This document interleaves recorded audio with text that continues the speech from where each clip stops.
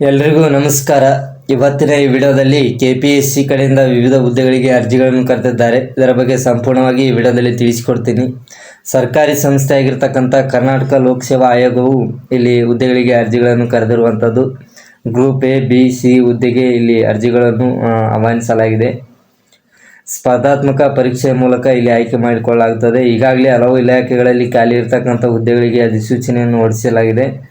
ಮತ್ತು ಅದರ ಜೊತೆಗೆ ಅದರ ಮುಂದುವರಿದ ಭಾಗವಾಗಿ ಸಾರಿಗೆ, ಸಾರ್ವಜನಿಕ ಗ್ರಂಥಾಲಯ, ಕೈಗಾರಿಕೆ ಮತ್ತು ವಾಣಿಜ್ಯ ಇಲಾಖೆ ಸೇರಿದಂತೆ ಮತ್ತಷ್ಟು ಇಲಾಖೆಗಳಲ್ಲಿ ಖಾಲಿ ಇರುವ ಹುದ್ದೆಗಳ ಭರ್ತಿಗೆ ಅಧಿಸೂಚನೆಯನ್ನು ಹೊರಡಿಸಲಾಗಿದೆ. ಈ ಹುದ್ದೆಗಳಿಗೆ ಅರ್ಜಿಗಳನ್ನು ಸಲ್ಲಿಸಲು ಮುಖ್ಯವಾಗಿ ಶೈಕ್ಷಣಿಕ ಅರ್ಹತೆಯನ್ನು ಹೊಂದಿರಬೇಕಂದ್ರೆ ಅಭ್ಯರ್ಥಿಗಳು ಹುದ್ದೆಗೆ ಅನುಗುಣವಾಗಿ ಮಾನ್ಯತೆ ಪಡೆದ ಶಿಕ್ಷಣ ಮಂಡಳಿ ಹಾಗೂ ವಿಶ್ವವಿದ್ಯಾಲಯದಿಂದ ವಿದ್ಯಾರ್ಹತೆ ಪೂರ್ಣಗೊಳಿಸಿರಬೇಕಾಗಿರುತ್ತದೆ. ಮತ್ತು ಯಾವ್ಯಾವ ಹುದ್ದೆಗೆ ಏನೇನು ಕ್ವಾಲಿಫಿಕೇಷನ್ ಅನ್ನೋದ್ರ ಬಗ್ಗೆ ನೋಡೋಣ. ಇಲ್ಲಿ ಮೋಟಾರು ವಾಹನ ನಿರೀಕ್ಷಕ ಹುದ್ದೆಗೆ SSLC, ಡಿಪ್ಲೊಮಾ ಇಂಜಿನಿಯರಿಂಗ್. ಅದೇ ರೀತಿಯಾಗಿ ಭೂ ವಿಜ್ಞಾನಿ ಹುದ್ದೆಗೆ ಜಿಯಾಲಜಿ, ಅಪ್ಲೈಡ್ ಜಿಯಾಲಜಿಯಲ್ಲಿ ಸ್ನಾತಕೋತ್ತರ ಪದವಿ. ಆರೋಗ್ಯ ನಿರೀಕ್ಷಕರು ಹುದ್ದೆಗೆ SSLC, PUC, sanitary inspector, diploma course ಪೂರ್ಣಗೊಳಿಸಿದವರು ಈ ಹುದ್ದೆಗೆ ಅರ್ಜಿಗಳನ್ನು ಸಲ್ಲಿಸಬಹುದಾಗಿದೆ. ಅದೇ ರೀತಿಯಾಗಿ ಕೈಗಾರಿಕಾ ವಿಸ್ತರಣಾ ಅಧಿಕಾರಿ ಹುದ್ದೆಗೆ ಬಿಸಿನೆಸ್ ಅಡ್ಮಿನಿಸ್ಟ್ರೇಷನ್ ಇಂಜಿನಿಯರಿಂಗ್ ಪೂರ್ಣಗೊಳಿಸಿದವರು ಹುದ್ದೆಗೆ ಅರ್ಜಿಗಳನ್ನು ಸಲ್ಲಿಸಬಹುದಾಗಿದೆ. ಅದೇ ರೀತಿಯಾಗಿ ಗ್ರಂಥಪಾಲಕ ಹುದ್ದೆಗೆ ಲೈಬ್ರರಿ ಸೈನ್ಸ್ನಲ್ಲಿ ಡಿಪ್ಲೊಮಾ ಪಾಸ್ ಆದವರು ಅರ್ಜಿಗಳನ್ನು ಸಲ್ಲಿಸಬಹುದಾಗಿದೆ. ಮುಖ್ಯವಾಗಿ ಈ ಹುದ್ದೆಗಳಿಗೆ ಅರ್ಜಿಗಳನ್ನು ಸಲ್ಲಿಸಲು ವಯೋಮಿತಿ ಎಷ್ಟಾಗಿರಬೇಕಂದ್ರೆ ಎಲ್ಲ ವರ್ಗದ ಅಭ್ಯರ್ಥಿಗಳಿಗೂ ಕನಿಷ್ಠ 18 ವರ್ಷ ವಯೋಮಿತಿ ನಿಗದಿಪಡಿಸಿದ್ದಾರೆ. ಮತ್ತು ಸಾಮಾನ್ಯ ವರ್ಗದವರಿಗೆ 35 ವರ್ಷ ಗರಿಷ್ಠ ವಯೋಮಿತಿ ನಿಗದಿಪಡಿಸಿದ್ದಾರೆ. ಅದೇ ರೀತಿಯಾಗಿ ಪ್ರವರ್ಗ 2A, 2B, 3A ಹಾಗೂ 3Bಗೆ ಸೇರಿದ ಅಭ್ಯರ್ಥಿಗಳಿಗೆ 38 ವರ್ಷ ಗರಿಷ್ಠ ವಯಸ್ಸು. ಮತ್ತು ಅದೇ ರೀತಿಯಾಗಿ SC, ST ವರ್ಗಕ್ಕೆ ಸೇರಿದ ಅಭ್ಯರ್ಥಿಗಳಿಗೆ 40 ವರ್ಷ ಗರಿಷ್ಠ ವಯೋಮಿತಿ ಇಲ್ಲಿ ನಿಗದಿಪಡಿಸಲಾಗಿದೆ.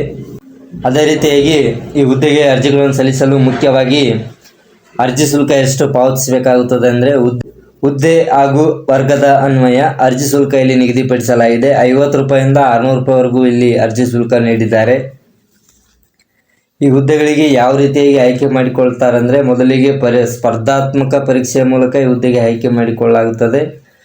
ಮೊದಲಿಗೆ ಸ್ಪರ್ಧಾತ್ಮಕ ಪರೀಕ್ಷೆ, ತದನಂತರ ಸಂದರ್ಶನದ ಮೂಲಕ ಇಲ್ಲಿ ಆಯ್ಕೆ ಮಾಡಿಕೊಳ್ಳಲಾಗ್ತದೆ. ಇಲ್ಲಿ ಅರ್ಜಿ ಸಲ್ಲಿಸಲು ಕೊನೆಯ ದಿನಾಂಕಗಳನ್ನು ನೋಡೋದಾದರೆ ಪ್ರತಿಯೊಂದು ಹುದ್ದೆಗೂ ಸಪರೇಟ್ ಆದಂಥ ಕೊನೆಯ ದಿನಾಂಕಗಳು ಇಲ್ಲಿದ್ದಾವೆ. ಕೈಗಾರಿಕಾ ವಿಸ್ತರಣಾ ಅಧಿಕಾರಿ ಹುದ್ದೆಗೆ 29/4/2024ರಿಂದ 28/5/2024 ಅರ್ಜಿಗಳನ್ನು ಸಲ್ಲಿಸಬಹುದು.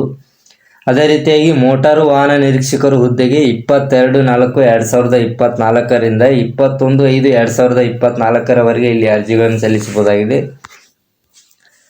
ಭೂ ವಿಜ್ಞಾನಿ ಹುದ್ದೆ ಹೈದರಾಬಾದ್ ಕರ್ನಾಟಕ ವೃಂದ ಹುದ್ದೆಗೆ 15/4/2024ರಿಂದ 14/5/2024 ಇಲ್ಲಿ ನೀವು ಅರ್ಜಿಗಳನ್ನು ಸಲ್ಲಿಸಬಹುದಾಗಿದೆ.